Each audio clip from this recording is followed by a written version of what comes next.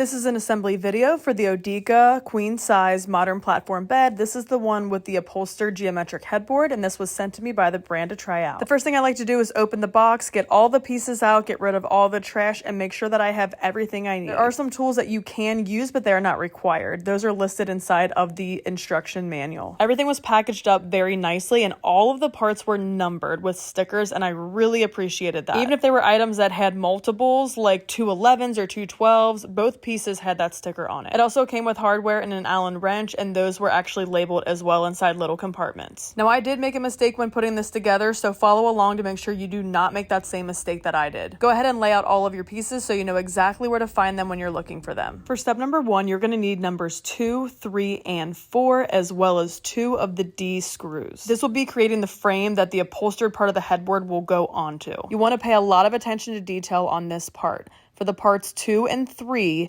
you'll see that there are 2 holes next to each other. On one side of the piece, you'll feel nuts and or a raised piece around that hole. On the other side, it is flat. You want those nuts to be facing down and the flat parts to be facing up. It does show a description of that in the manual. To attach parts 2 and 3 to 4, you'll be putting a screw from the outside into the top hole. We're essentially creating an H out of these 3 pieces. Make sure you have parts 2 and 3 in the correct spot. You'll want the 2 holes that are closest to each other that are closer to the edge towards the bottom of that piece, and that'll be where you'll be putting those D screws in from the outside going in. Make sure that that long piece labeled 4 has those 2 holes facing up. You will repeat this same process when adhering part 2 to part 4. Make sure you measure the thickness of your mattress, including a mattress topper if you have one, for the next part. My mattress is between 10 and 12 inches thick. If yours is smaller than that, then you need to put your screws in a different hole than I am. That also is explained in the instruction manual. Now let me be very clear. This is when I make my first and only mistake when assembling this bed frame. So while we put it together correctly at the beginning, you want to flip this whole H over so that those raised nuts are now facing upwards. So again, at the beginning when we were making it, 2 was on the left and 3 was on the right, but when you're putting it onto the headboard, flip it over so that 3 is on the left and 2 is on the right. Now on the back of the upholstered headboard, you'll see that there are 3 holes on either side. Use the top 2 holes if your mattress is under 8 inches thick and the bottom 2 holes if it is 10 to 12 inches thick. Once that part is finished, you will set the headboard aside. Next, we'll be making the longer sides of the upholstered bed frame. You'll need 2 parts labeled 5, 2 parts labeled 11, and 2 parts labeled 12, as well as 8 A screws. To assemble these, you'll have the upholstered side facing down, and then you're going to have number 12 on the left side and 11 on the right side. You'll be connecting these 2 pieces using part 5. You'll see that there are 4 little bracket grooves on part 5, and those will be where you'll be inserting 4 of the part A screws. You will complete this process again, having 12 on the left and 11 on the right. Once that part is complete, you'll grab 2 part 8s, 1 part 7, and 2 part 6s.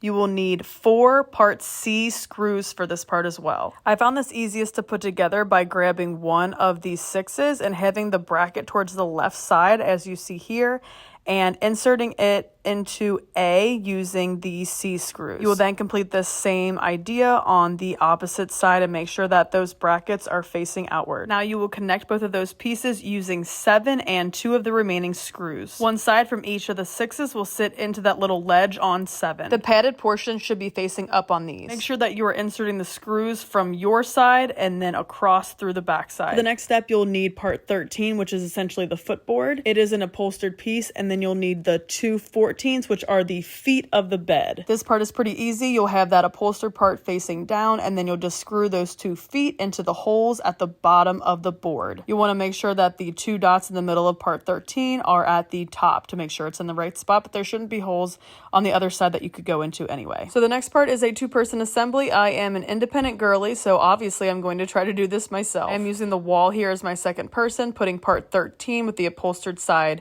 facing the wall to kind of lean up against it as I add the sides. So again, part 13 is the foot of the bed, and you'll be connecting that portion to the 11 on one side, the left side, and then the 12 on the right side. You'll see that there are brackets that the screws will fall into. You can put the screws in a little bit, but not too much because they won't go in correctly. until that bracket falls down, and then you can tighten it all up. And then you will repeat this process on the opposite side. Remember, at this point, the 12 is the first one that you'll be connecting to the footboard. So again, as you're looking at it right now in the way that I'm sitting, you'll have the 11 on the left side closest to the footboard and the 12 on the right side closest to the footboard. Now this is where I begin to realize that I have made a mistake. I'm going to rotate this board to connect it to the headboard, but then I realize that horizontal number 4 part has no holes facing me, and it needs to. I also noticed that on parts 2 and 3 that the raised nuts were facing me and they should be on the opposite side. Not a huge deal though, I just took it apart and redid it. Once I fixed that, we are back in action with another 2-person assembly that I decided to do by myself. So for this, you'll need 4 of the B screws to attach the bed frame itself to the headboard. There will be brackets that you'll be lining up, and then it'll drop down, and once you have those in correctly, you can go ahead and then fully tighten the screws. Yay, we are getting close. It is looking like a bed frame. Once you're done with this portion, you can go ahead and grab that piece that you already put together,